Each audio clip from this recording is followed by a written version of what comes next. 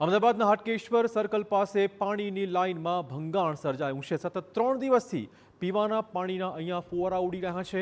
3 દિવસ દરમિયાન લાખો લીટર પાણીનો રસ્તા પર વેડફાટ થઈ રહ્યો છે। જર્જરિત ઓવરબ્રિજને તોડતા વખતે આ લાઇન તૂટી ગઈ છે। કોન્ટ્રાક્ટરની બેદરકારી બાદ એએમસીએ નથી કર્યું કોઈ સમારકામ। હાટકેશ્વર સર્કલથી લઈને સીટીએમના માર્ગ સુધી પાણી જ પાણી ભરાઈ ગયા છે। અધિકારીઓના સંકલનના અભાવે પાણી વેડફાઈ રહ્યું છે।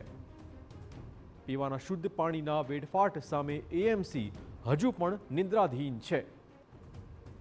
ઉલ્લેખનીય છે કે સવારે 6 થી 8 વાગ્યા સુધી પાણી છોડવાના સમય બાદ પણ આ મુખ્ય લાઇનમાંથી પાણીનો ફુવારો સતત ઉડતો રહ્યો છે અને પીવાના શુદ્ધ પાણીનો વેડફાટ થઈ રહ્યો છે।